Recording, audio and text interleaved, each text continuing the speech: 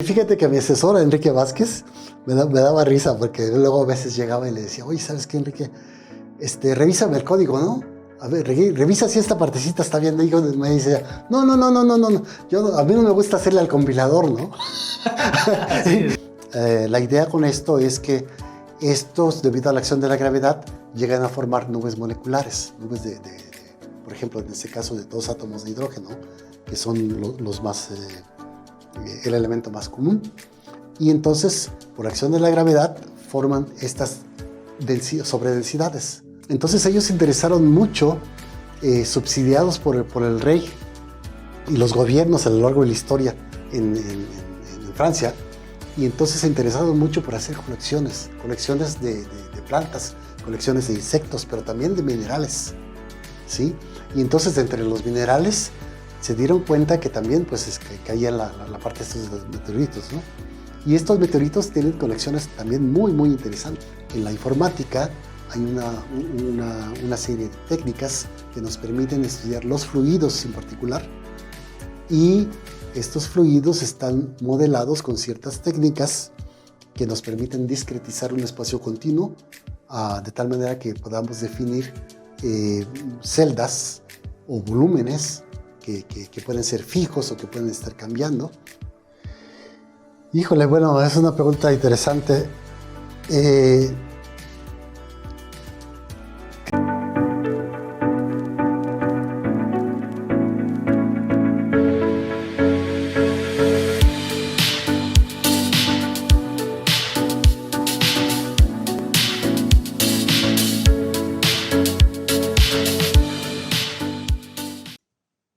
Hola, bienvenidos a un nuevo episodio de Recovecos de la Ciencia. Si usted va a viajar, probablemente tome su smartphone y vea el clima de ese lugar. Y no solamente del clima de ese día, sino el clima de los días posteriores.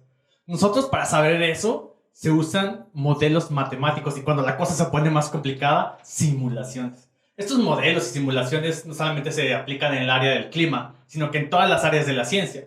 Con el invitado de hoy vamos a hablar sobre simulaciones en el área de la astronomía. Quédense con nosotros para ver qué nos platica acerca de estas simulaciones y cómo se hacen esas simulaciones. Pero antes de comenzar con este podcast, ya saben, primero quiero agradecer a Yasmín, que se encuentra detrás de cámaras, y invitarlos a que nos vean por YouTube, nos escuchen por Spotify y nos sigan en nuestras redes sociales como Facebook e Instagram.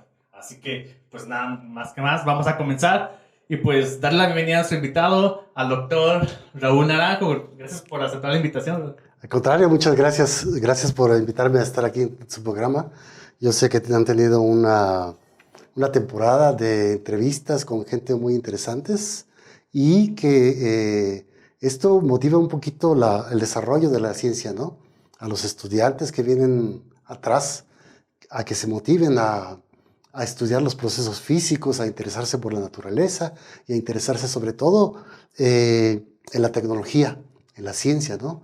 Desde un punto de vista que les permite a ellos tener un desarrollo personal, y también, bueno, dar a conocer lo que les apasiona, ¿no? Porque a final de cuentas estamos por aquí porque justamente es algo muy bonito para nosotros, ¿no? Interesante. Sí, nos apasiona bastante y por eso es el pretexto para reunirnos y platicar sobre exacto, esto, ¿no? Sí. Nadie nos está pagando, nadie nos está dando nada, simplemente es por el gusto de platicar de ciencia, que es algo que nos gusta. Claro, sí. Y bueno, pues con los invitados, como todos los capítulos, nos gusta conocer primero al invitado un poquito de su carrera académica. Uh-huh. Y bueno, me gustaría preguntarte, tú eres de Michoacán, ¿verdad? Sí, exacto. Yo nací en la ciudad de Apatzingán, Michoacán, en el año 1971, y en el año 1988 me vine aquí a Morelia a estudiar la carrera de Ingeniería Electrónica. Pero por alguna razón esos estudios se quedaron truncados y después hice una familia, etcétera, y me quedé con la espinita y dije, bueno, ¿qué haré ahora? ¿No? Después de 12 años de trabajar en la industria, desarrollando software en el Distrito Federal básicamente y aquí en Morelia, para algunas empresas como de tipo bancario o de tipo de telecomunicaciones, me dije, bueno, ahora me gustaría estudiar algo más formal, ¿no? Informática. Ya para mí, entonces, en el año 88, yo ya estaba interesado en la informática. Resulta que un primo me prestó una calculadora que tenía un lenguaje de programación que era el BASIC. Y entonces esta calculadora permitía programar algunas cosas.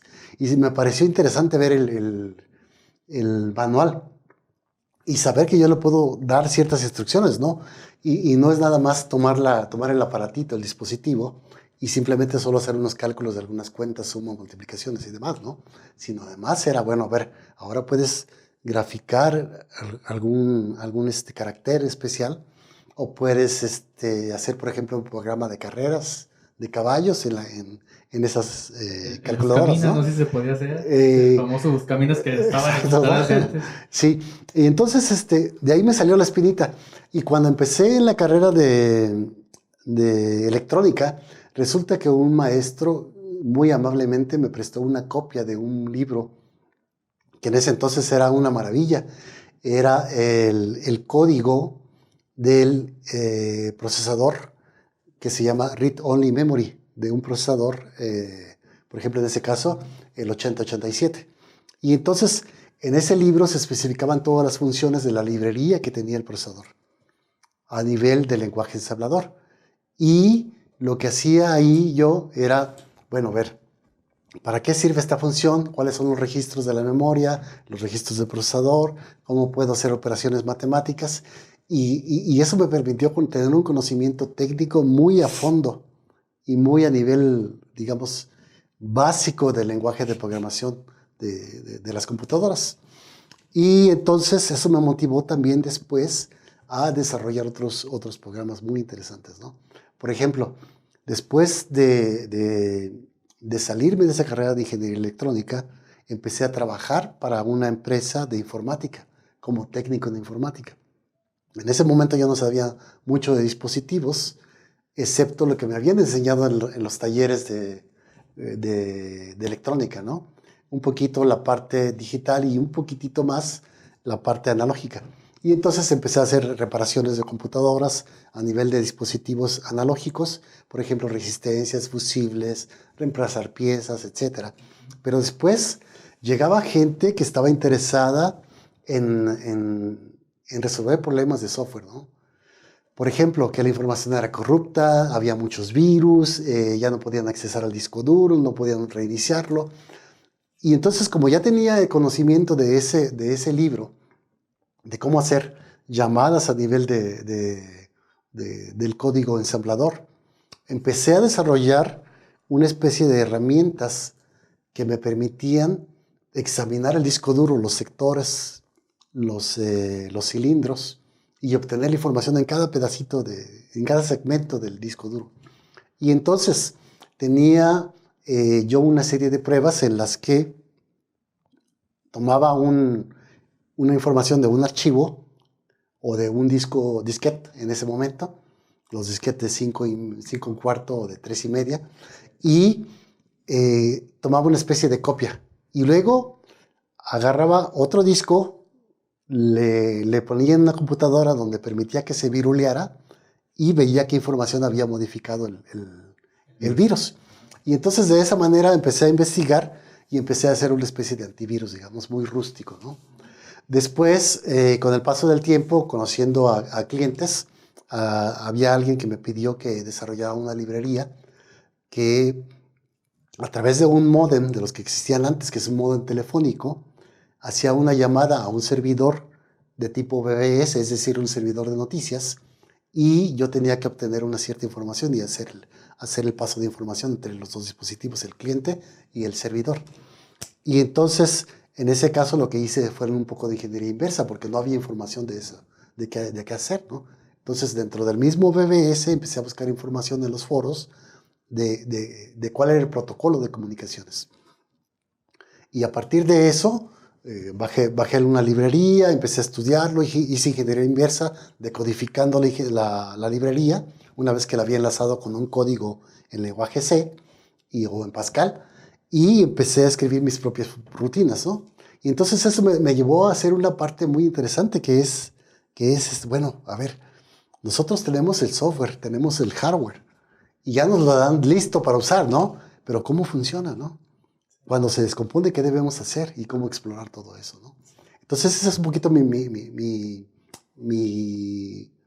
digamos, mi antecedente en la parte técnica, ¿no? Después me dediqué a hacer software ya a nivel profesional con Borland Delphi, en lenguaje Pascal o en lenguaje en C, haciendo aplicaciones de monitoreo de dispositivos que se llaman PLCs o Programmable Logical Controllers, que controlan básicamente las luces de un hotel, una maquinaria, un motor, unas puertas, etcétera, las mediciones analógicas o digitales.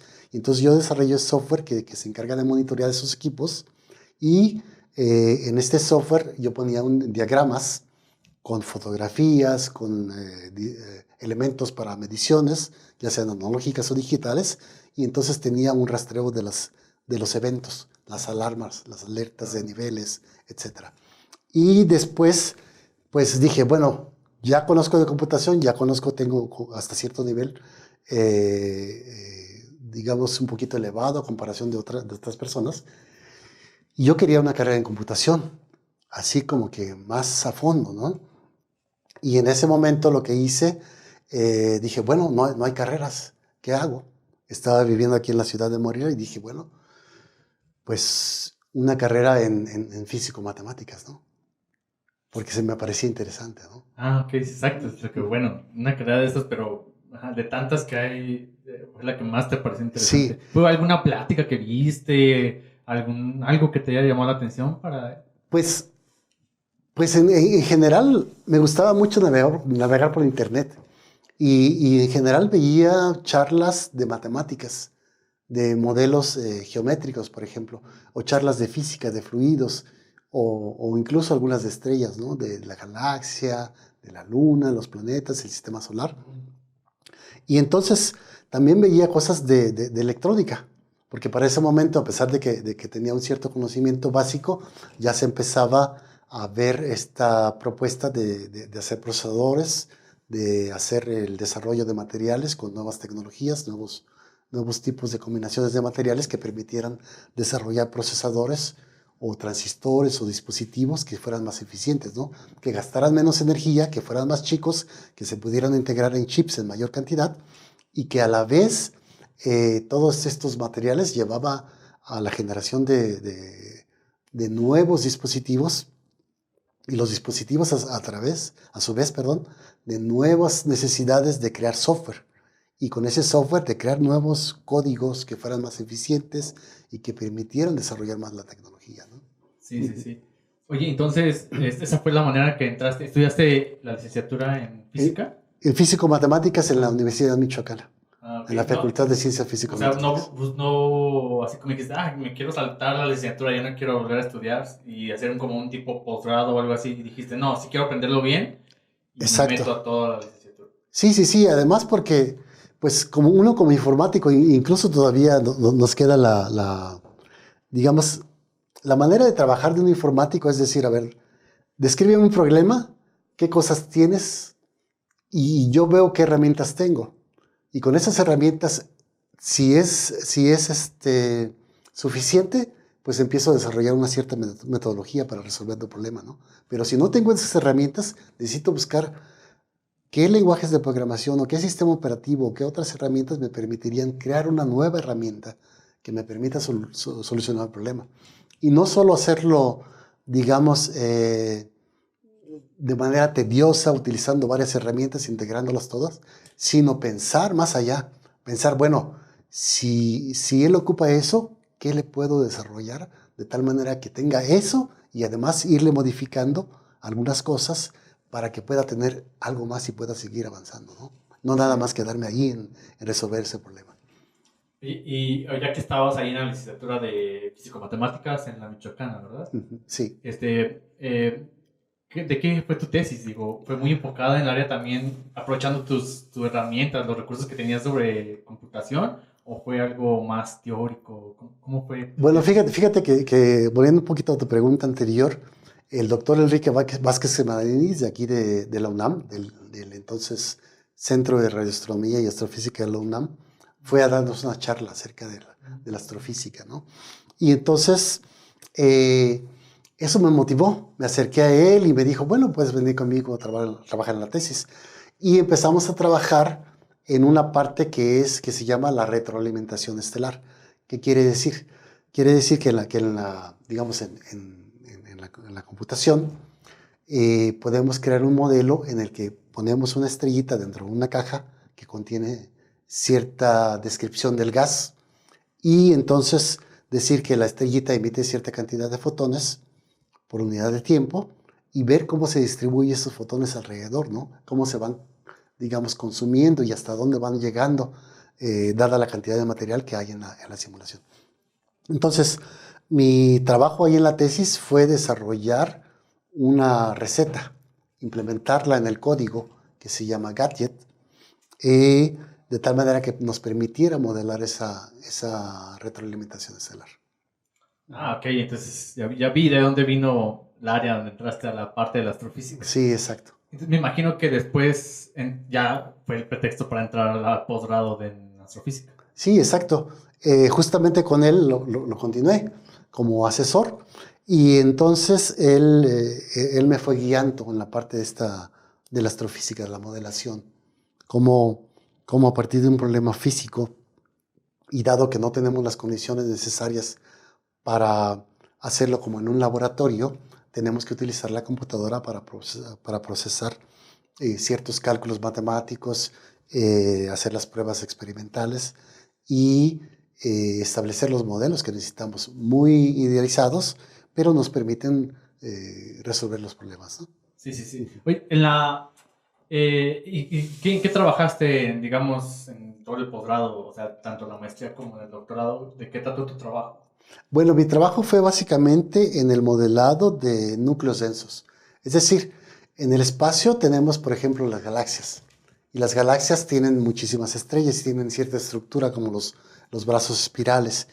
Y entre medio de las estrellas hay un material que se llama el medio interestelar, que está formado por átomos de hidrógeno, pero así también muchos elementos conforme se van combinando, ¿no?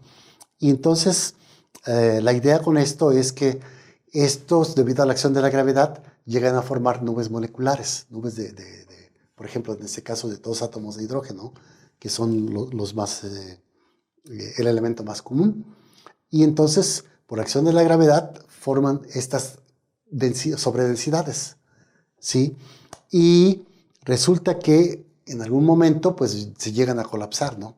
Y forman las estrellas. Entonces, la etapa preestelar es la etapa que estudié yo en el doctorado y en la maestría.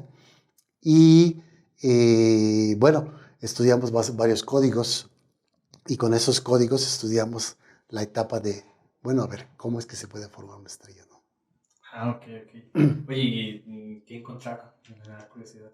O sea, ¿qué es lo que estudiaste estas etapas y qué fue lo que encontraste con tus simulaciones? Bueno, resulta que hay un modelo, digamos que estándar de la formación estelar, Ajá. que nos dice que la formación de las estrellas se puede modelar a través de un perfil, que es un perfil que tiene, por ejemplo, una cierta pendiente, de tal manera que a cada radio esa pendiente se va conservando. Ese es el modelo de Shu, donde la pendiente va como R a la menos 2.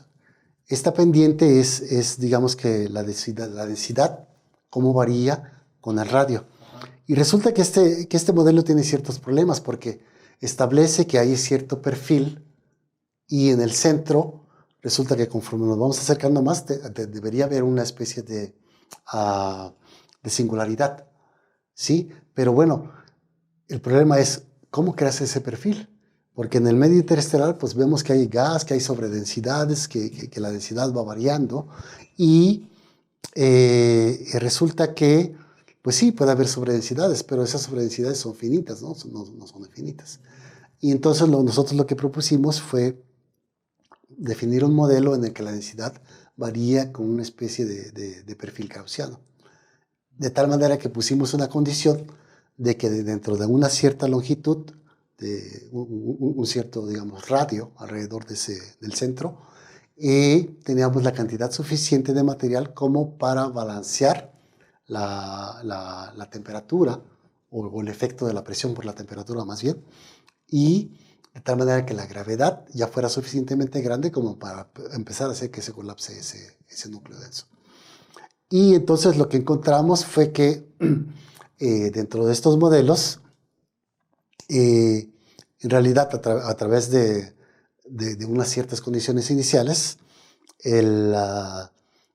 no se requiere, como en la teoría, que tengamos un perfil muy puntiagudo para formar estrellas, sino que podríamos empezar con un perfil que va suavecito desde el exterior de la nube y luego va incrementando un poquito más, hasta que llega a tener un cierto perfil que es chato en el centro. Pero utilizando la condición de Jeans, de tal manera que dentro de cierto radio ya hubiera suficiente masa para permitir el colapso, se formara la estrella. Y lo que encontramos es que, volviendo un poquito a los antecedentes, en las observaciones se ve, cuando se mide la cantidad de energía que hay, se ve que la energía causada por el colapso, digamos que poniéndola contra la energía causada por la temperatura, los movimientos y demás, son más o menos balanceadas. Pero resulta que eso implicaría que, bueno, a ver, vemos que hay turbulencia, vemos que hay movimientos, pero cómo a partir de ese momento esa turbulencia se disipa y de tal manera que en algún lugar que es tan denso empieza a colapsar para formar una estrella, ¿no?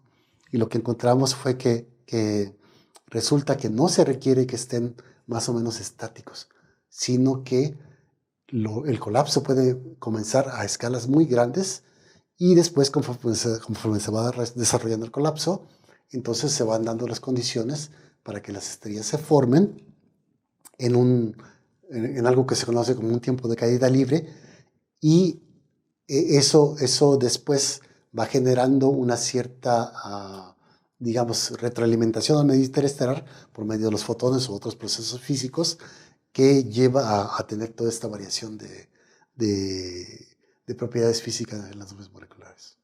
Sí. Uy, está súper buena la explicación. Bueno, en el sentido, ahorita vamos a platicar un poquito de todos esos procesos, porque claro, eso se llevó una simulación y mencionaste que, bueno, la temperatura, la presión un poquito están balanceadas, pero ¿cómo es que haces todo esto? Ahorita tocamos el tema y vamos de lo general a lo específico para poder entender un poquito cómo obtienes todos estos resultados y sobre todo entender esto, como bien dijiste al inicio, ¿no? Que a veces ese tipo de procesos no se pueden seguir con un telescopio, ¿no? O sea, no a paso con el tiempo, no, porque son tiempos muy grandes como para estarlos observando. Pueden pasar generaciones y no podemos ver procesos, pero con las simulaciones ayudan muchísimo, como eso que me acabas de describir. Pero ahorita te quiero entrar a detalle a esto para que todos entendamos un poco cómo es esta parte de tu trabajo de hacer simulaciones. Sí. Pero, bueno, ahora sé que te fuiste a un postdoc en París. De hecho, que lo sepa aquí, yo me fui por ahí a una escuela que hubo en España, y ya que estaba Raúl por allá, muy amablemente me dio hospedaje para poder conocer París, y le dije, sí, quédate acá estos días, y pues ahí yo te conocí en el posgrado, pero ya cuando vi que andabas por allá, pues ya dije, échame la mano, y bueno, es ahí conozco París, me pude quedar ahí. Sí, además es una ciudad muy bonita, ¿no? Sí, bueno, sí, claro. No te puedes perder el visitarla, ¿no? Pero alguien que nos esté viendo o alguien que viaje allá y si es estudiante, claro que te avienta las cuentas, a ver, ¿cuánto me va a costar el hotel? ¿Y qué puedo comer? Y te avientas todo, ¿no? Entonces, que alguien conocido esté allá donde vas a viajar y te digas, no te preocupes, aquí donde puedas quedarte, pero que te den un lugar donde te puedas quedar, es un ahorro grandísimo, una ayuda muy, muy grande. Entonces, pues, otro de los lados que estuve conviviendo contigo allá en París, y tú te encontrabas haciendo un postdoc allá. Sí. Dos cosas que me llaman la atención. Una, primero, no estabas haciendo un postdoc en un lugar convencional, o sea, no fuiste a un instituto, sino fuiste a un museo. O sea, cosa que yo no veo aquí en México, que un museo anda haciendo investigación, ¿no? De ese lado de simulaciones y toda esta parte. Y otra es que, bueno, más bien la otra fue que estuviste en París, qué padre que fue la primera, ¿no? Que tu postdoc haya sido en París y estar ahí. ¿Me podías contar primero cómo fue tu experiencia en el postdoc, tal como en un museo? ¿Por qué en un museo? Sí, bueno, resulta que en el museo tienen una gran cantidad de colecciones de distintos tipos. En ese particular, que es el Museo Nacional de Historia Natural en París, resulta que este es muy antiguo, de los años 1700 me parece. Y entonces ellos se interesaron mucho, subsidiados por el rey y los gobiernos a lo largo de la historia en Francia, y entonces se interesaron mucho por hacer colecciones de plantas, colecciones de insectos, pero también de minerales, ¿sí? Y entonces entre los minerales se dieron cuenta que también pues que caía la parte de estos meteoritos, ¿no? Y estos meteoritos tienen colecciones también muy, muy interesantes. Entonces, en ese museo lo que hacen es analizan los meteoritos recolectados de distintas partes del mundo, de distintos tamaños, chiquitos, grandes, de distintas épocas. Luego que los analizan a través de un telescopio, haciendo una especie de barrido electrónico, primero es súper difícil encontrar meteoritos que sean, digamos, muy particulares, ¿no? Porque cada uno tiene sus distintos, ¿cómo te diré? Como historias de formación del meteorito, ¿no? De los minerales. Y entonces tenían una colección muy, muy, muy bonita. De hecho, cuando llegué ahí, hicieron a los 2 meses una exhibición de los meteoritos, que era una de las más importantes a nivel mundial. Entonces, ellos tenían las muestras de los meteoritos. Con este telescopio de barrido analizan cuánta porción hay de los minerales de cada tipo, no sé, hierro, los elementos, y entonces encontraron que hay unos isótopos que son de hierro y de aluminio, que son isótopos radiactivos, ¿no? Entonces, conforme van decayendo, van emitiendo energía, se van descomponiendo y llegan a ser isótopos estables. Y entonces tienen las mediciones de estos isótopos y luego dicen, a ver, bueno, ¿dónde se producen estos elementos, ¿no?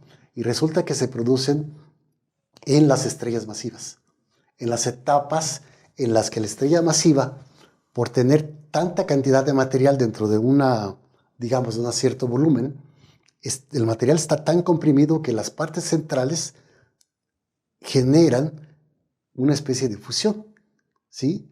Entonces este material produce digamos, fotones a una tasa muy alta, ¿sí?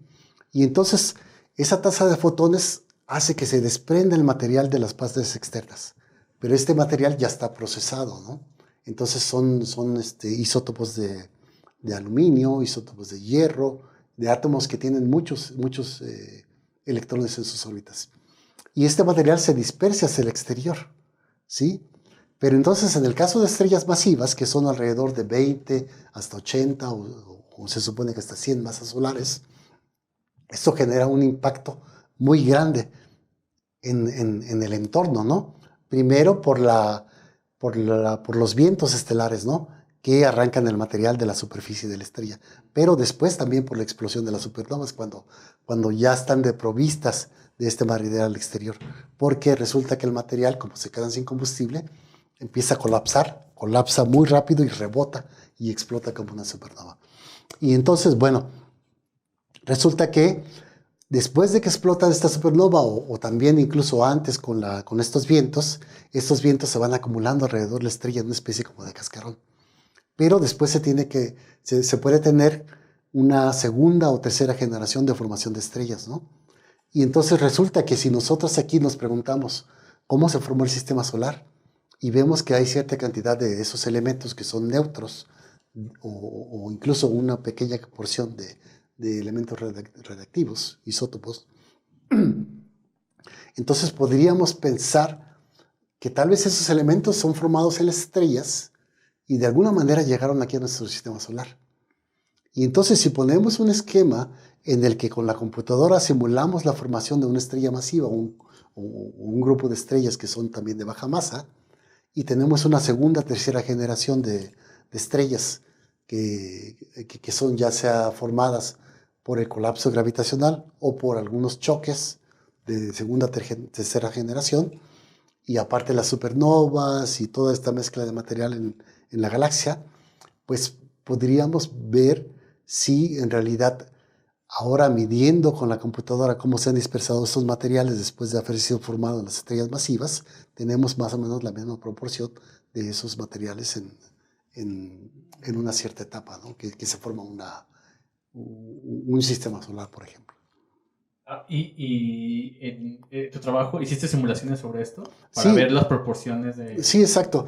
Mi trabajo ahí fue más bien implementar estas recetas que te comento, Ah, de ok. cómo se formaron a través de escalares pasivos, cómo se dispersaron y luego hacer mediciones en el código. Sí, Oye, sí. también quisiera tocar este tema porque se me hace que igual es muy interesante y que vean que pues que no es así que uno sale de la carrera y sigue el postdoc y te están esperando en el otro postdoc y Ajá. te sigues haciendo, ¿no? Porque ahora, como estábamos platicando, te encuentras en Puebla haciendo un postdoc, ¿no? Pero la transición de estar en el postdoc en París Ujú, a estar a tomar este postdoc aquí en Puebla, pues no fue así como que dentro del mes que ya me cambié. ujú. Pasó toda una transición. Y ¿qué hiciste? Porque sé que en vez de que cuando terminaste tu postdoc, en vez de regresarte a México, te quedaste en París, ¿no? ¿Por qué fue esta decisión? ¿Cuánto tiempo pasó de ese postdoc al de Puebla? ¿Y por qué decidiste en ese tiempo quedarte en París y no regresarte a México? Sí, bueno, mi intención inicial cuando me fui era quedarme entre 4 y 6 años, ¿no? Una vez que ya tuviera cierto nivel, digamos, de especialidad. Pero resulta que cuando me fui allá, en el museo solo había prácticamente una persona que estaba trabajando en astrofísica y trabajaba en meteoritos. Entonces, llego a un lugar donde nada más hablan de minerales, de isótopos, de ese tipo de cosas, de lo cual yo sabía muy poquito, prácticamente nada. Y acá en Morelia estaba acostumbrado a, bueno, tenemos un centro de investigación en astrofísica, hablamos de planetas, de sistemas solares, de galaxias, de formación estelar, de medio interestelar, y tenemos coloquios o seminarios o talleres para desarrollar herramientas o conocer técnicas observacionales. Y allá prácticamente me encontré aislado, literalmente, ¿no? Entonces, dado que tenía un cierto desarrollo en la informática con lenguajes de programación, dije, bueno, ahora me he encontrado acá totalmente aislado, ¿no? Y la astrofísica es un campo muy curioso porque requiere que estés cada mes, cada semana, leyendo artículos, estando con gente, interactuando, trabajando en conjunto y descubriendo más cosas, ¿no? Desarrollando tu parte de investigación. Y estando allá, nada más resulta que tenía 2 investigadores.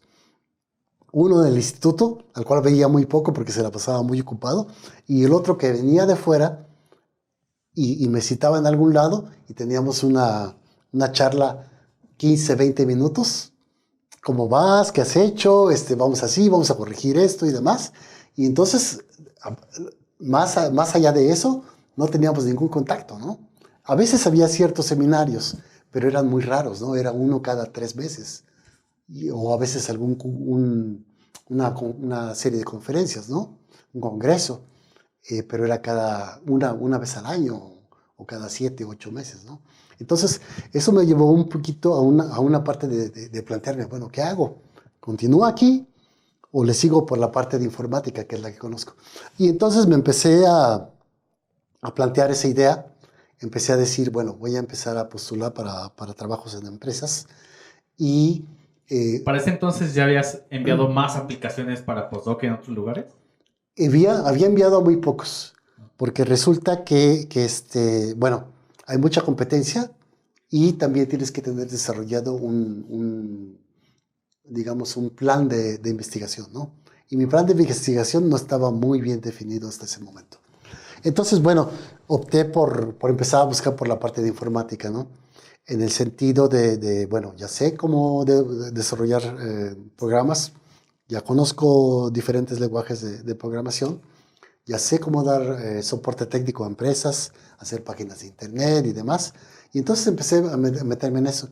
Resulta que había una amiga a la cual estaba creando una startup.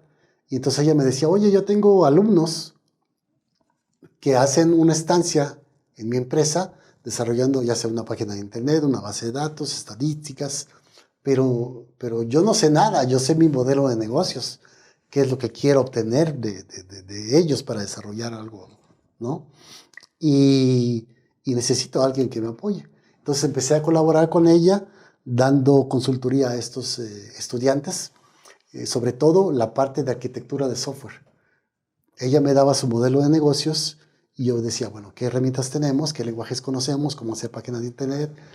Hacer una base de datos, diseñarla, hacer las consultas, hacerla de manera eficiente, luego hacer aplicaciones Android.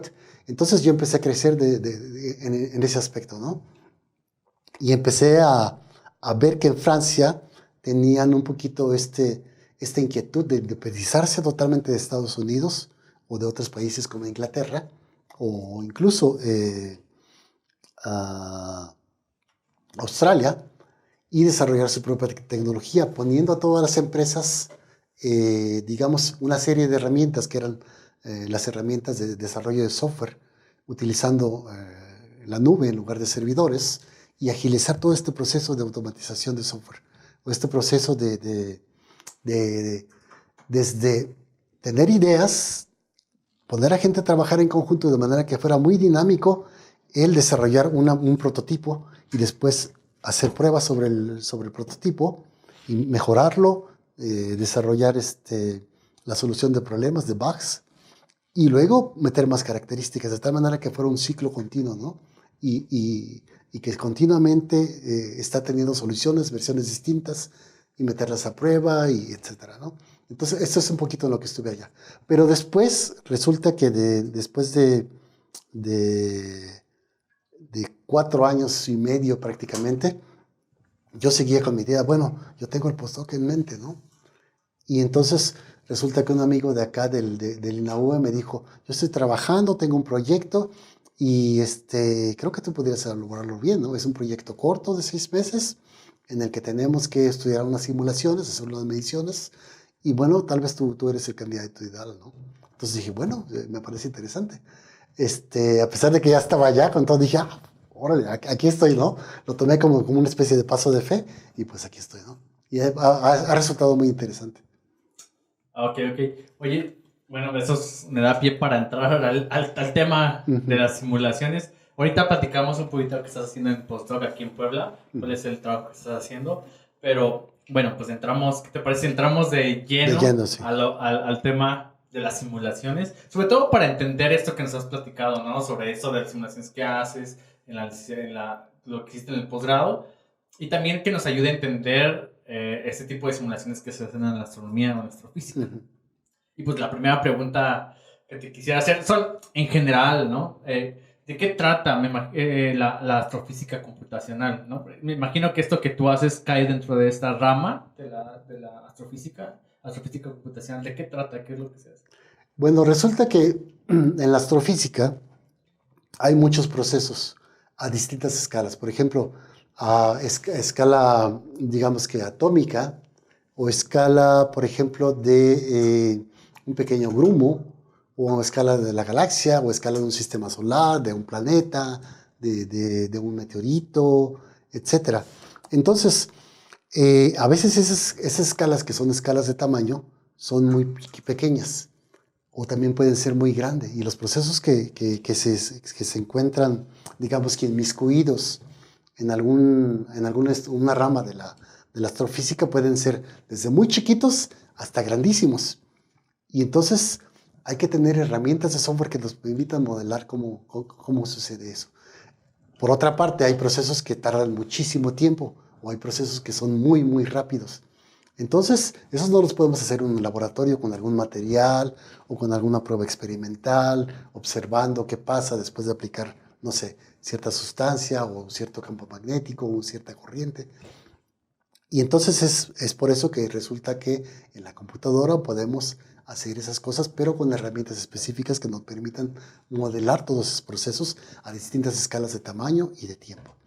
Entonces, en la informática hay una serie de técnicas que nos permiten estudiar los fluidos en particular, y estos fluidos están modelados con ciertas técnicas que nos permiten discretizar un espacio continuo, de tal manera que podamos definir celdas o volúmenes que pueden ser fijos o que pueden estar cambiando, y que nos permitan decir, bueno, en esta celda vamos a tener unas caras, ¿no? Y entonces podemos considerarlo como si fuera un cubo. Dentro de ese cubo puede entrar material o puede salir material. Pero también en el centro podemos medir ciertas propiedades físicas, por ejemplo, como la temperatura, o por ejemplo la cantidad de masa, o el tamaño de la celda, la cantidad de material que hay adentro, o el campo magnético, cómo entra, cómo sale, las corrientes eléctricas, el número de átomos, etcétera, ¿no? Las velocidades con las que entran las partículas en una cara y otra. Y también, por ejemplo, podemos trazar, digamos, circuitos, ya sea sobre las caras o sobre los bordes, o bien en el interior, y saber en una trayectoria cómo cambia la corriente eléctrica o el campo magnético alrededor de la trayectoria, ¿no? O en una superficie cómo entra material o cómo sale material. Claro. Entonces, eso es lo que nos permite, al final de cuentas, tener el planteamiento de una serie de ecuaciones que describen las propiedades físicas del campo de estudio que queremos hacer, ¿no? Del objeto de estudio, perdón. Claro. Oye, me imagino que tienes se siguen una serie de pasos para hacer una simulación. Me imagino que varía y el nivel de detalle puede ser tanto como tú quieras. Solo para entender un poquito las simulaciones, me imagino que como en la ciencia y como en todos lugares, toda la necesidad de hacer una simulación nace de tratar de darle respuesta a un problema, ¿no? A una pregunta que tengamos. Entonces, tratar de darle la respuesta a esto se pueden hacer como modelos, ¿no? Modelos matemáticos, que tú agarras un lápiz y una hojita y puedes hacerte ecuaciones, ¿no? Como nos enseñan y todo, para poderle describir esos movimientos que se realizan o sí darle una respuesta a ese fenómeno que está ocurriendo. ¿En qué punto dices, ya no puedo usar esto? O sea, ya no puedo usar un lápiz y un papel para describir esos fenómenos naturales que están sucediendo y tengo que hacer una simulación, tengo que usar la computadora? Claro. Sí, bueno, uno de los casos en los que aplica esto es que, por ejemplo, tenemos ecuaciones. Ecuaciones, por ejemplo, de conservación de la masa, de momento, de energía para describir un fluido. Y resulta que estas ecuaciones pueden ser muy complejas porque debemos incluir, procesos físicos que son muy rápidos o que utilizan escalas muy grandes, o también a veces las soluciones de esas ecuaciones ya no se pueden encontrar a mano porque no son de soluciones analíticas o algebraicas, ¿sí? Sino que son soluciones que incluyen integrales, que incluyen diferenciales y son totalmente complejas, ¿no? Contienen muchos términos, o a veces hay que incluir muchos tipos de fluidos dentro de una misma simulación o un mismo proceso físico que se quiere estudiar, ¿no?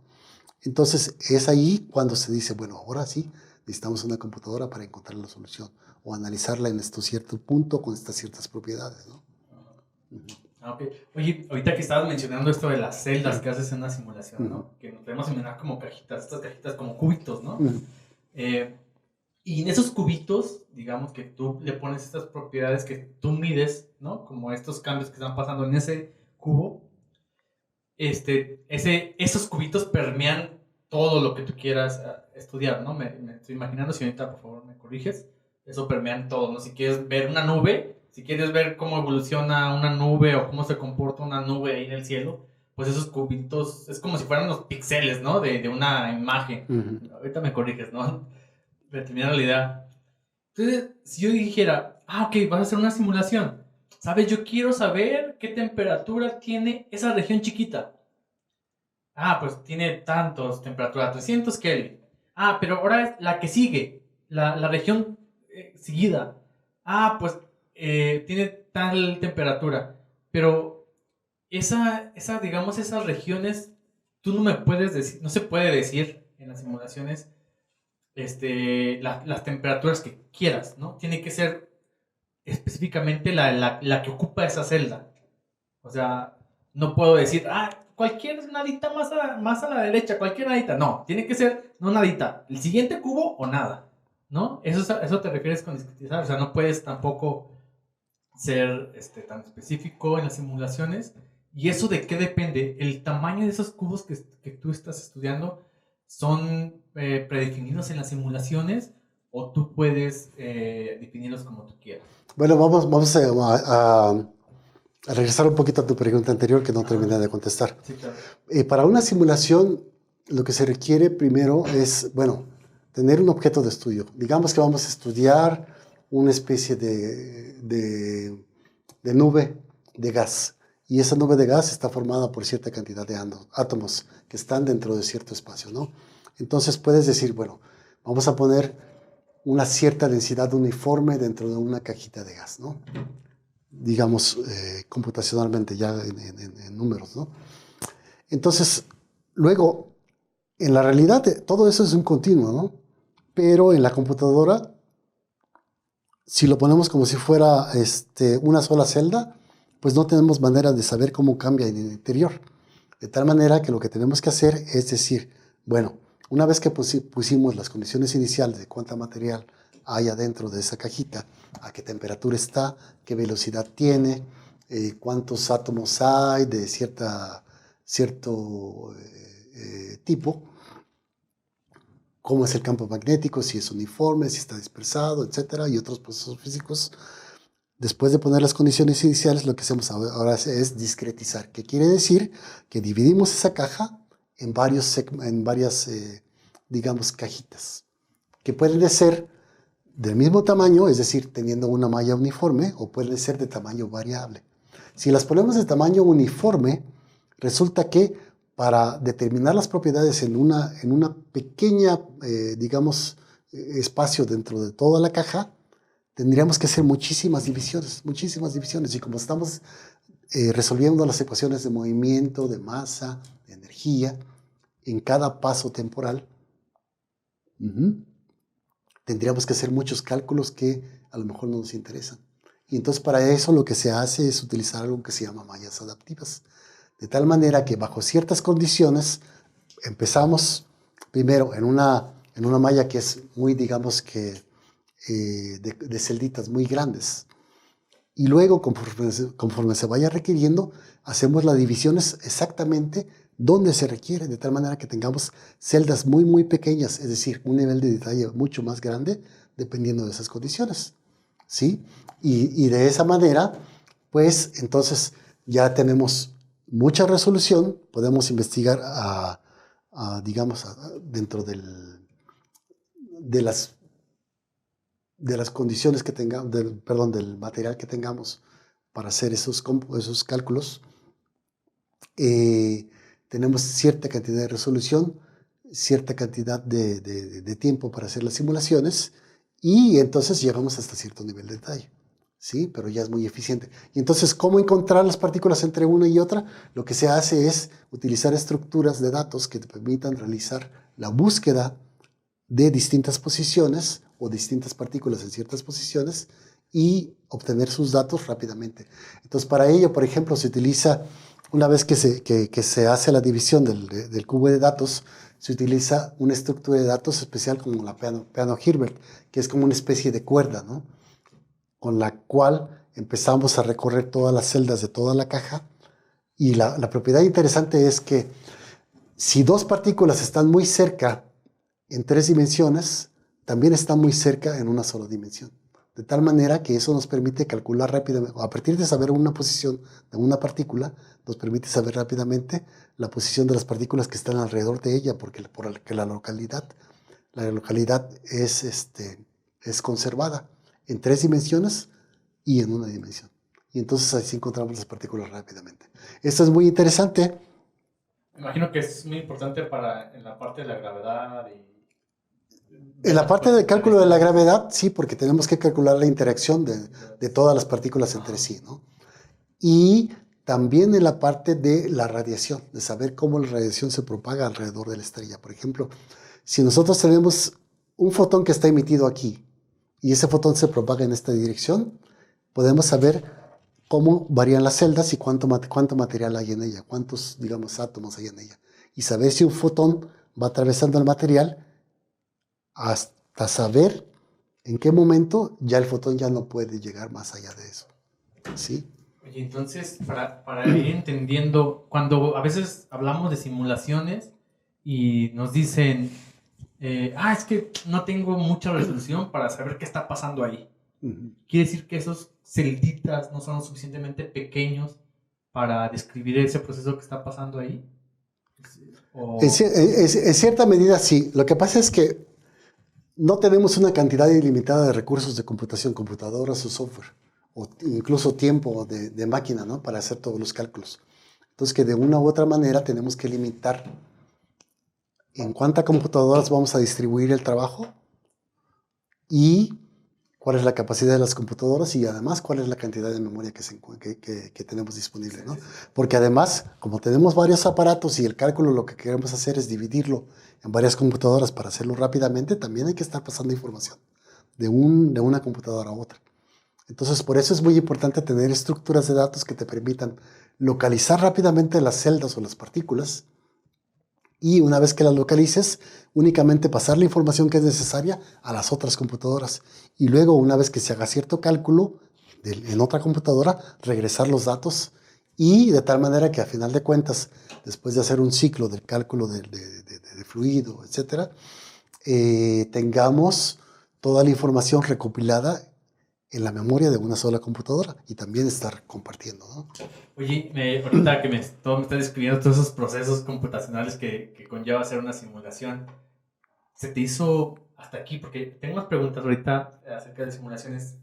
¿Cómo se te hizo iniciarte en esa parte de simulaciones ya teniendo tu background un poquito de todo lo que estudiaste en computación?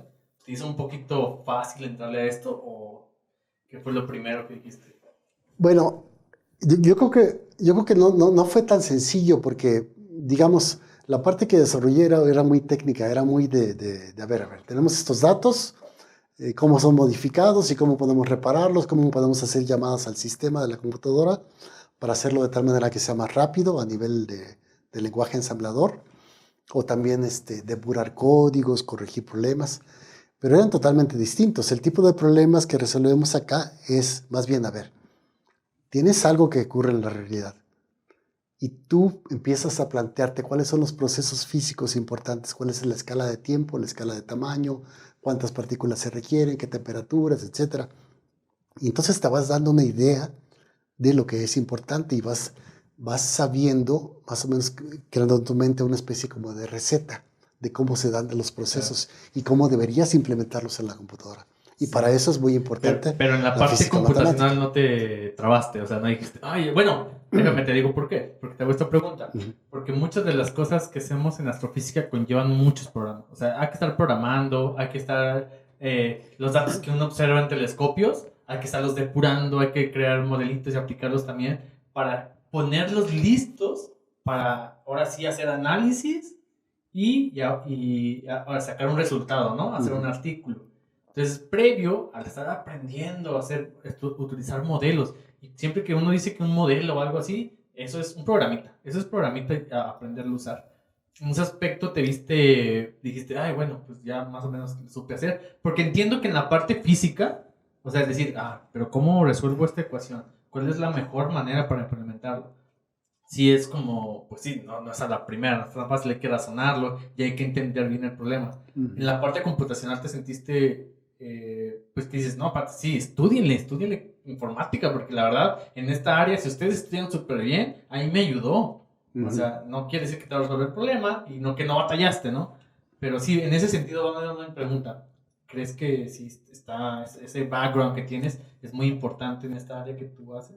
Sí, sobre todo, mira, yo por ejemplo, ya para entonces, cuando yo entré a la licenciatura, yo ya conocía varios lenguajes de programación, tanto de bases de datos como Clipper, FoxPro, como de bajo nivel.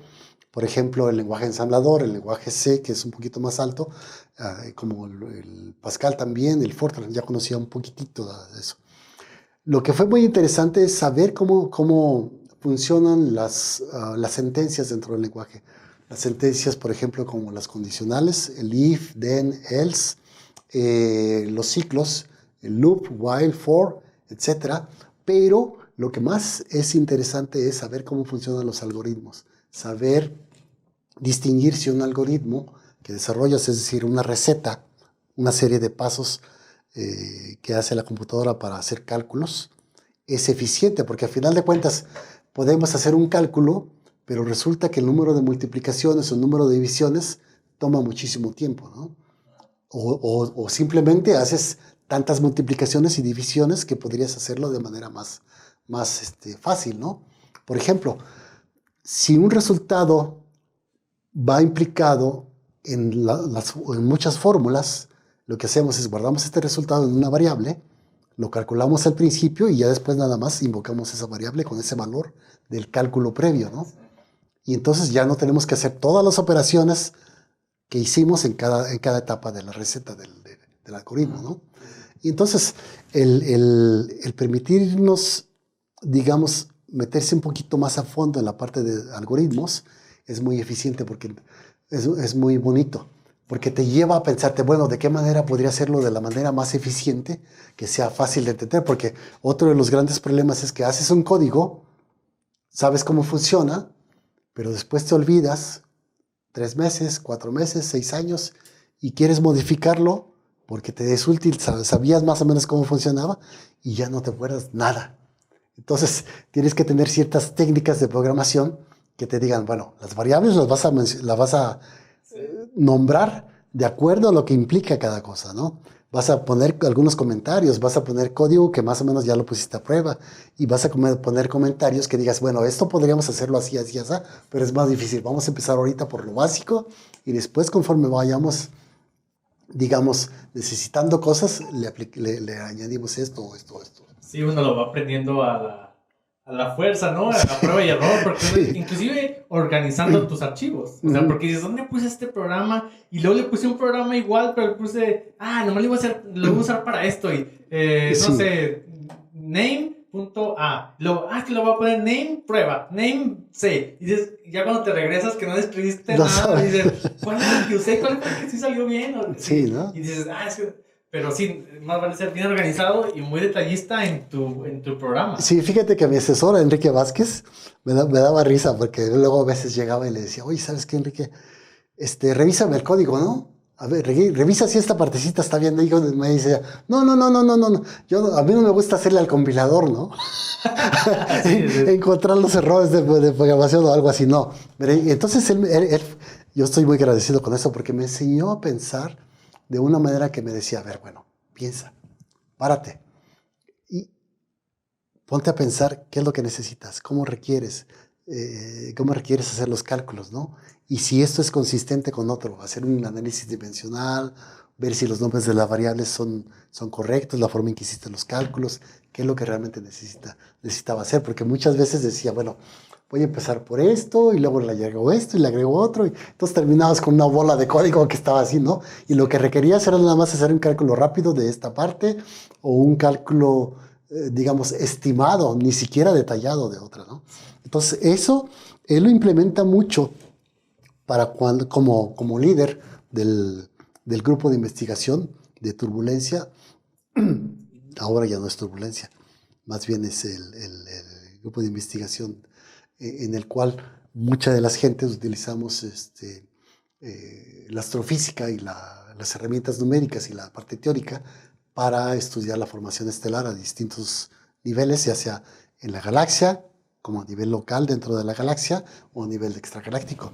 Y bueno, la técnica de él es, bueno, vamos a plantearnos cuáles son los problemas, ¿no? A resolver. ¿Qué es lo que tiene lo que conoce la gente? ¿Cómo lo están resolviendo ellos? ¿Por qué lo están resolviendo bien? ¿Qué resultados han encontrado? ¿Por qué lo están resolviendo mal? ¿Y en qué están mal? Y entonces, antes de meter todo eso en la computadora y ponerse como programador, ya está esto, ¿no? ¿Y ahora qué? Pues no sabes qué añadirle, ¿no? Porque no estudiaste lo principal, ¿no? Sí. Entonces, ahora lo que hace él, que nos ha enseñado es, bueno, ponte a pensar primero con calma, analiza todo que se necesita. ¿Cuál es la parte física de los procesos que quieres modelar? Sí. Eso es muy importante y bueno, espero que te entiendo la idea porque, o al menos en lo que se me viene a la mente a mí es, sí, porque a veces llegas uno como estudiante, uy, me encanta la formación estelar. Y llegas y hay asesores en que, excelente, tengo mano de obra para hacer mi artículo que quiero hacer. Y puedes hacer, pues ¿sabes qué? Necesito que me analices todos estos datos que tenemos aquí y sacas y hay valores mayores a 10, por ejemplo. Eso puede ser algo burdo, ¿no? Pero ya uno se suelta, ay, sí, y con esto vamos a descubrir si explota o no la estrella, por ejemplo. Es algo burdo. Y uno se suelta haciendo esas cosas, pero no te dicen, a ver, Osvaldo, espérate, entiende el problema, léete algunos artículos, ¿no? Y platícame si entendiste el problema y lo que queremos buscar, ¿no? A veces no se detienen mucho en que entiendas el problema, sino que trabaja. Y eso también es porque la gente que no sabe, aquí, pues tienes que sacar artículos. Lo que vale es los artículos. Tú puedes ser genio en un instituto, tú puedes ser un genio, pero si eso no se refleja en artículos, pues van a decir, pues gracias, ¿no? Pues si eres el genio, lo sabemos, pero pues aquí nos pagan por artículos, no porque seas un genio, ¿no? Entonces, a lo mejor también el tiempo, o sea, yo entiendo un poquito también eso, ¿no? Que el tiempo, que no hay tiempo para decirles, tómate un mes para que te agarres todo el contexto posible, ¿no? Eso tú lo tienes que hacer cuando te duermas. O antes, o sea, desvélate, para eso te metiste. No, espérate, tranquilo, ¿no? Pues a ver, es un trabajo, 8 horas, y, o sea, que tenés ese tiempo. Y esto que me platica, pues, me parece bastante interesante, ¿no? Que te den ese espacio, o al menos que él te diga, pues, sabes que entiéndelo, qué quieres buscar, o sea, en vez de que él te dé la respuesta y ya mente, aprende este programa. Muy interesante. Pero bueno, ojalá un día, si llega a ver este podcast de Enrique Vázquez, ojalá esté aquí con nosotros para hablar sobre todos estos temas, sobre todo ya en el área de la formación estelar, ¿no? Que entra él, en los moleculares, estos turbulentos se me fue el otro nombre, que siempre es esto, ¿no? Si es turbulento, colapso gravitacional, ¿qué está pasando ahí? Para platicar con él. Pero, bueno, retomando, quiero retomar un poquito los de las simulaciones. Sé que hay diferentes tipos de simulaciones, no soy tan conocedor tampoco, pero sí he escuchado como términos de N cuerpos, simulaciones suavizadas, y que creo que simulaciones hidrodinámicas. ¿Por qué hay diferentes? Y a grosso modo, en general, así lo que te venga a la mente, ¿cuál es su diferencia entre ellos? Bueno, depende del sistema que quieres estudiar. Por ejemplo, en el caso, imagínate que tienes el caso de los meteoritos, ¿sí? Y los asteroides.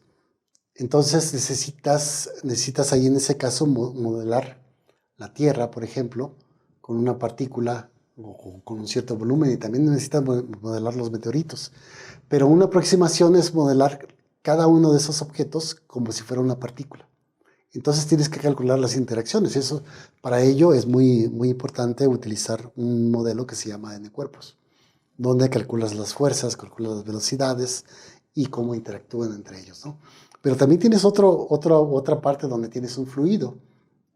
Por ejemplo, un fluido puede ser ya sea, no sé, el agua que pasa por un río,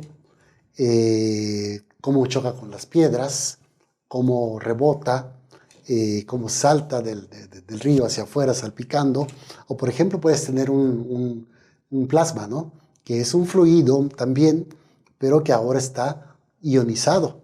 Es decir, que tiene carga positivas, negativas, o hay corrientes, o hay campos magnéticos. O también, en ese caso, por ejemplo, puedes utilizar el modelado hidrodinámico o magneto hidrodinámico. Pero también hay otros casos en los que tienes, por ejemplo, las partículas suavizadas. Tienes un sistema en el cual no puedes poner, digamos, tantas partículas, sino que pones una partícula y dices, esta partícula tiene una cierta propiedad y esa propiedad está modelada por un kernel. Es decir, tienes una función que te dice cómo se va dispersando conforme te alejas de la partícula. Entonces resulta que si pones 2 o 3 o 20 o 50 partículas de ese tipo, nada más tienes las propiedades exactas en la posición de las partículas. Pero como las partículas están suavizadas, tienes que definir cómo hacer la interpolación de tal manera que en una posición donde no se encuentra una partícula, cómo calculas la contribución de las demás partículas, ¿no? Cómo va cambiando esa propiedad. Entonces ese es el tipo de modelado SPH, ¿no? Suavizado. Entonces ya depende de lo que tú estás buscando. Sí. Es nada más la pura interacción y las posiciones, digamos, puede ser N cuerpos.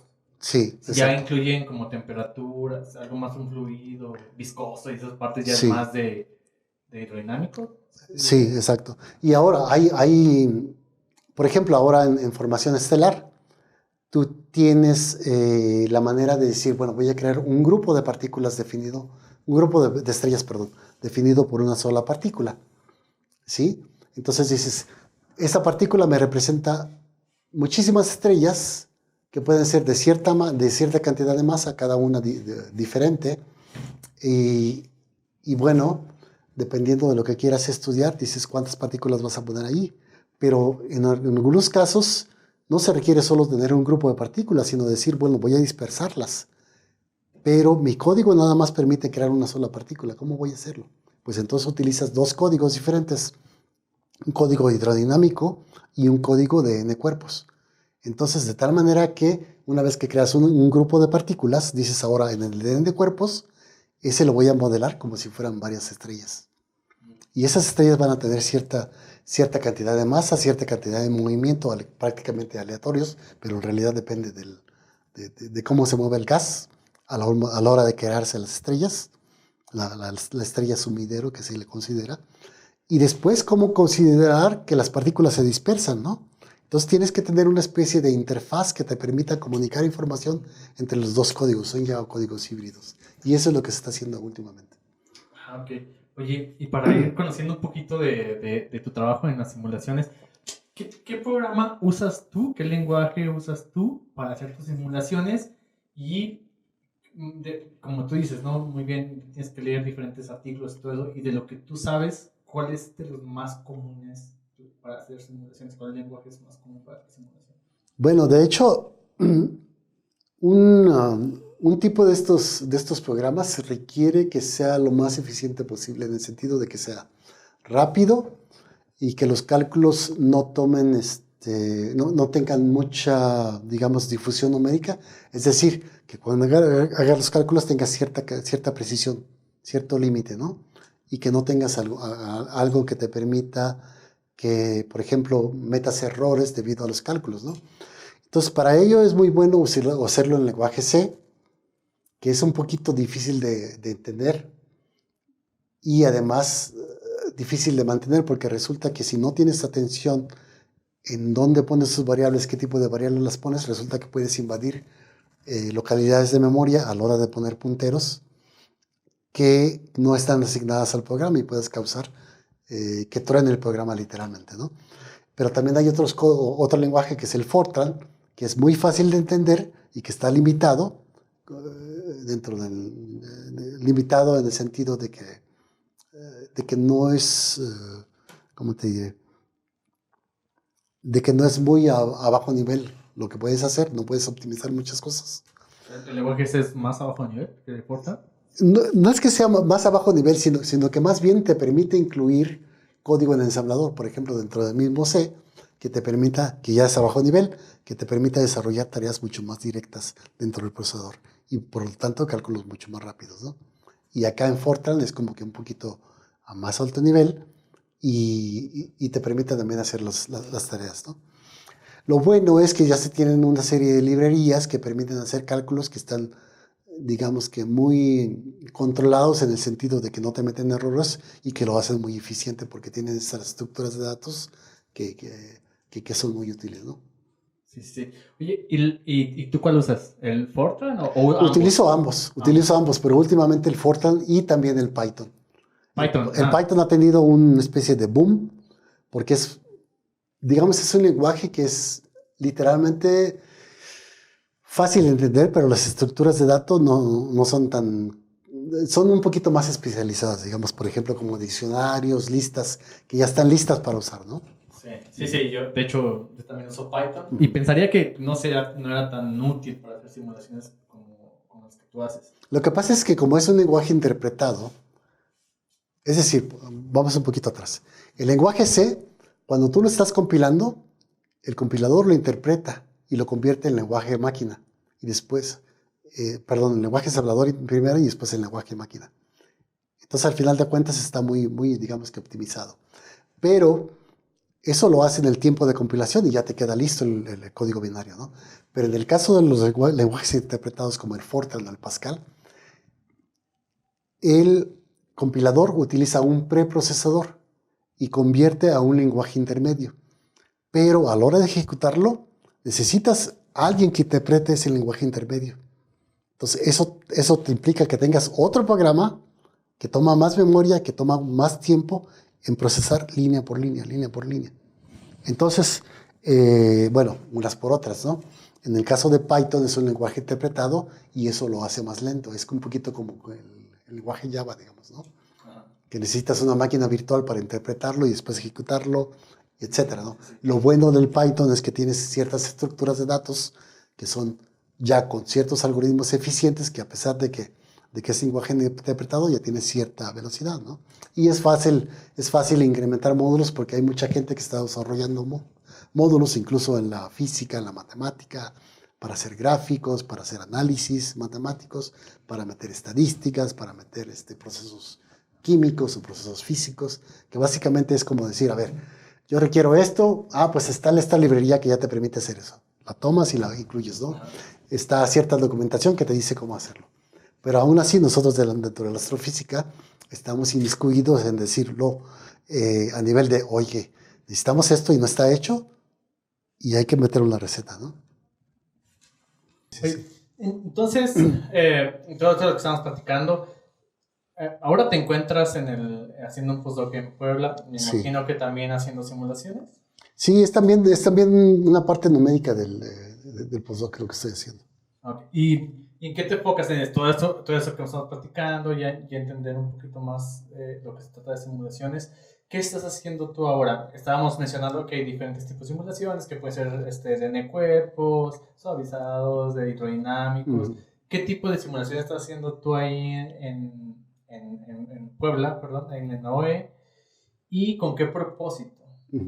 Bueno, resulta que hay dos modelos de formación estelar propuestos.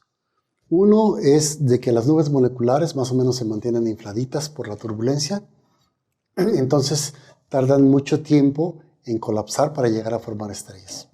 Y otra es un modelo que está proponiendo el grupo de aquí del IRIA, con Enrique Vázquez y Javier Ballesteros y Gilberto Gómez y otros investigadores, en el que se considera que las nubes moleculares están más o menos en una especie de jerarquía de estructuras y que todas están colapsando cada una a distintas escalas de tiempo y de tamaño.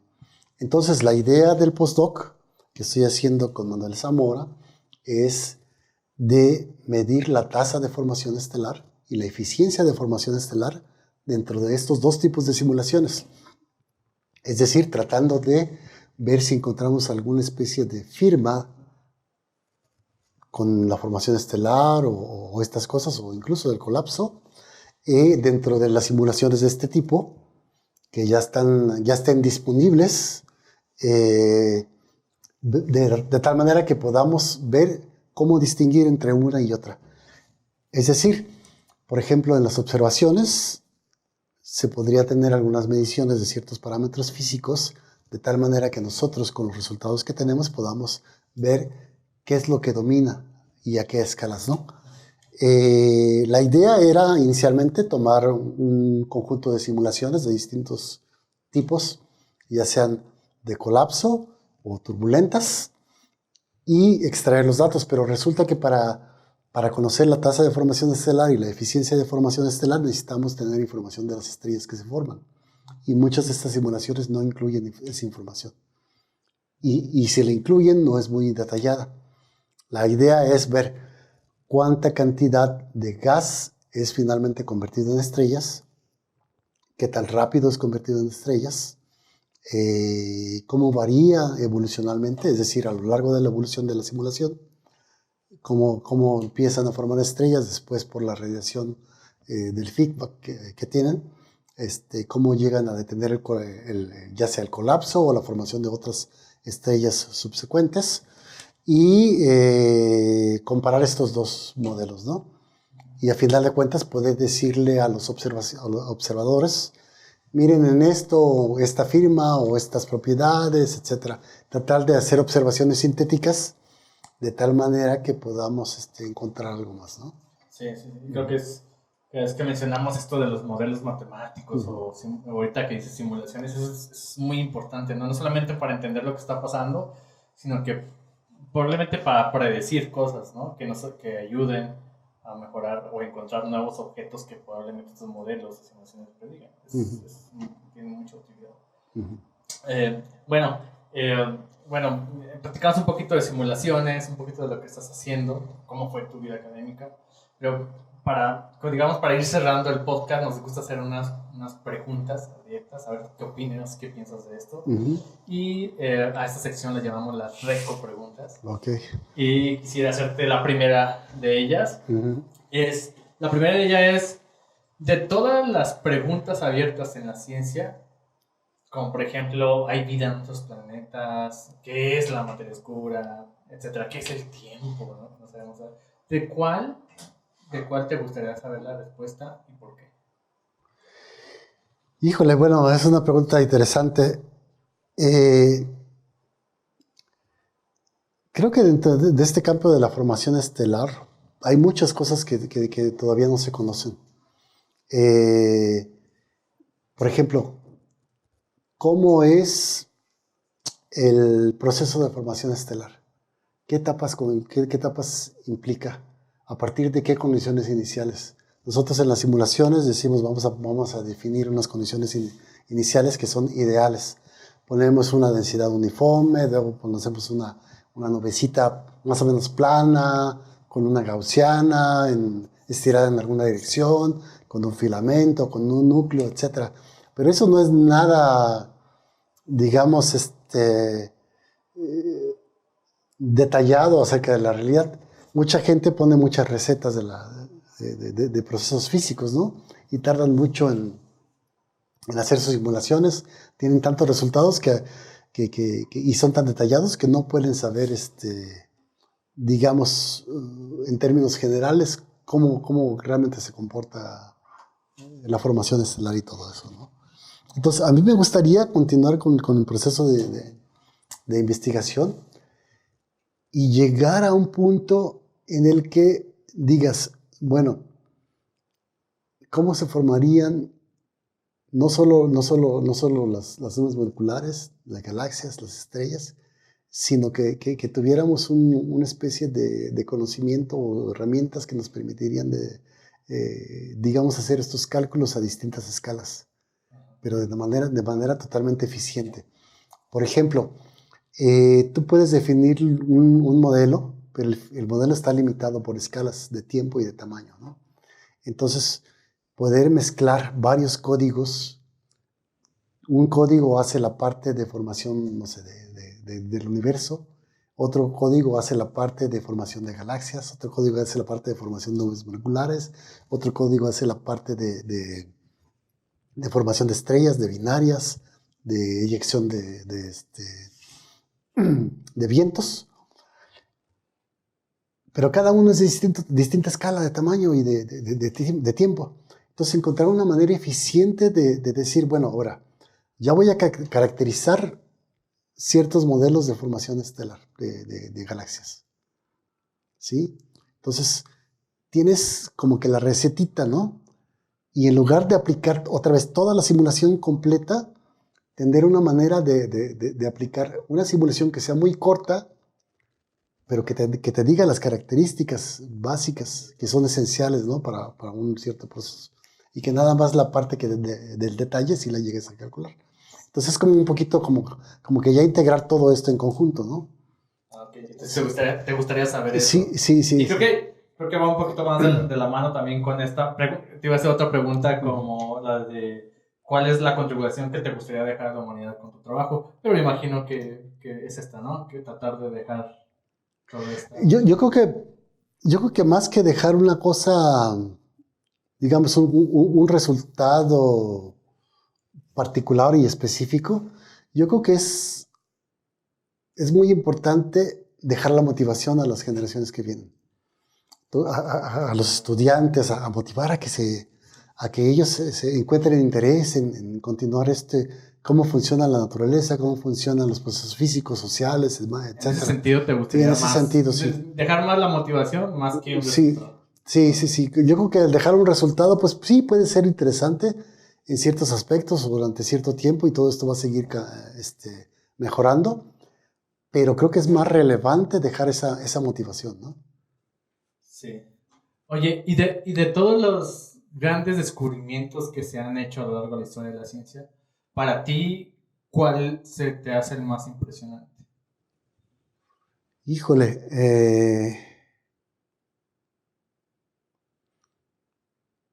bueno, el hecho de que nosotros veamos un proceso físico y que lo podamos desmenuzar y poder ponerlo en una computadora a simular durante un cierto tiempo. Toda esa serie de técnicas, no es una sola herramienta, las técnicas matemáticas, por ejemplo, del cálculo diferencial, cálculo integral, la estadística, el uso de digamos, dispositivos, hacer circuitos electrónicos que les permitan hacer cálculos ya. Eso es muy interesante. Yo creo que ahorita con la inteligencia artificial, eso, la gente dice, pues vamos a desarrollar algo que piense como los humanos. Tal vez no se llegue a desarrollar, pero sí cada vez con tanta tecnología que tenemos, pueda llegarse a tener un nivel que ni siquiera hemos imaginado. Por ahí en algún momento leí una nota de que Google había desarrollado un lenguaje para que dos computadores se comunicaban y que ellos habían encontrado una manera de hacerlo tan eficientemente que ellos decidieron ya como que parar, como que pagarlo, ¿no? Porque era tan eficiente la comunicación y no llegaban a entenderla que no tenía sentido hacerlo, ¿no? Pero puede ser que en algún momento ya se tengan las herramientas para entenderlo y la capacidad de abstracción de las máquinas sea tan grande que ellos te lleguen a explicar cosas que ni siquiera tú te planteaste la idea de, Sí. de cómo funcionaba, ¿no? Sí, sí, me acordé del libro de Isaac Asimov de la última pregunta, ¿no? Es así como que le pregunta a la computadora la respuesta Uh-huh. de, y en ese momento no tenía respuesta y avanzaba el tiempo hasta que se encuentra. Ajá. Pero sí, pensé que ibas a decir, o sea, pensé que ibas a decir un poquito más la computadora, digo, Uh-huh. porque todo eso pasó, pero más esta invención, se te hace más las técnicas aplicadas para hacerlo, Sí, más que el aparato, sí. esos métodos que se han Sí, porque desarrollado. al final de cuentas los aparatos van a ir mejorando, ¿no? Ya Sí, lo vemos desde hace muchos años, ¿no? sí, y mejoran gracias a Entonces, esas técnicas que se implementan. mejoran debido a las técnicas y porque las técnicas se desarrollan con cada mejora que tienes. Dices, bueno, a ver, por ejemplo, un transistor más reducido, unas pinzas para mover unos átomos o un nuevo material que tenga ciertas propiedades. Entonces, una vez que tengas el material desarrollado, ese ya lo puedes utilizar para mejorar otras técnicas. Entonces, siempre es la técnica lo más interesante, ¿no? Okay. Oye, y la penúltima pregunta ya Mm. para estar viendo. ¿Qué gran invención te gustaría que existiera antes de que murieras? ¿Qué te gustaría ver? ¿Qué te gustaría utilizar? ¿Qué te has imaginado o qué has soñado? No sé, yo creo que hasta cierto punto ya se ha desarrollado, ¿no? Esto del entanglement. Olvidé la palabra en inglés. Es como que el entrelazado entre dos átomos, ¿no? Tener dos objetos, dos electrones o dos partículas. Y de tal manera que puedas controlar una y la otra pasando información de un lado a otro. Entonces, eso yo creo que va a agilizar muchísimo el manejo de información de un lado a otro. Y además te va a permitir, yo creo, tal vez almacenar muchísima información de ahora en adelante, ¿no? Y, y este, y eso con lo de la inteligencia artificial viene mucho ahora como interés, porque resulta que podríamos analizar más datos ahora, almacenar la información y no solo tenerla aquí, sino tenerla en otro lado distinto del mundo, tener los resultados y compartir la información y pasarla de un lado a otro rápidamente, ¿no? Entonces, creo que eso es muy interesante para mí. Ok. La Bueno, pues para cerrar este podcast, la última pregunta. ¿Formarías parte de los voluntarios de las primeras misiones a Marte? No creo que tenga mucho sentido para mí, ¿no? Como que viajar a otro lado y ser un conejillo de indias no me es mucho de interés, ¿no? Yo creo que sí es realmente un problema interesante, una cosa interesante, pero para mí, por ejemplo, sería mucho más interesante trasladarme a otro lado aquí en la Tierra y hacer un experimento de otro tipo, ¿no? Por ejemplo, no vayamos tan lejos, tenemos el mar. Las profundidades, hay muchas distintas especies de animales que ni siquiera sabemos cómo funcionan, ¿no? Cómo están interactuando en los ecosistemas. Por ejemplo, en la microscopía también hay muchísimos organismos, ¿no? Entonces, no creo que sea un desperdicio de la vida, no es para mí, pero creo que, por ejemplo, tal vez se podría enviar a gente más joven que diga, bueno, sí, yo voy a estar allá, ya no voy a regresar, ya voy a hacer mi vida, pero una vez que se construyan las condiciones necesarias para que se sostenga esa vida, ¿no? Sí. Bueno, no, pues esa fue la última pregunta, pero pues nada, muy agradecidos de que hayas estado aquí en este podcast, pues de platicar un poquito de tus vivencias, de las simulaciones, cómo se hacen. Es algo muy complejo y tratar de explicarlo pues en un ratito pues no es tan fácil, así que pues gracias por estar aquí, compartirnos todo tus vivencias y conocimiento. Y pues nada, agradecerte por haber estado aquí en este podcast y esperemos que en el futuro nos puedas acompañar de nuevo para platicar sobre las simulaciones y tu trabajo que estás haciendo. Claro que sí, muchas gracias por la invitación y me da gusto que haya gente interesada en difundir lo que estamos haciendo y que también se pueda dar a conocer a la gente y que ellos puedan interesarse en lo que está haciendo la ciencia, ¿no? Entonces te agradezco mucho la invitación. No, pues nada, a ti, gracias a ti. Y pues nada, entonces nada, decirles que nos vemos la próxima. Y no se nos olvide vernos por YouTube, escucharnos por Spotify y seguirnos en nuestras redes sociales como Facebook e Instagram. Agradecer a Yasmin que estuvo detrás de cámaras. Sí, gracias. Y pues nada, nos vemos la próxima.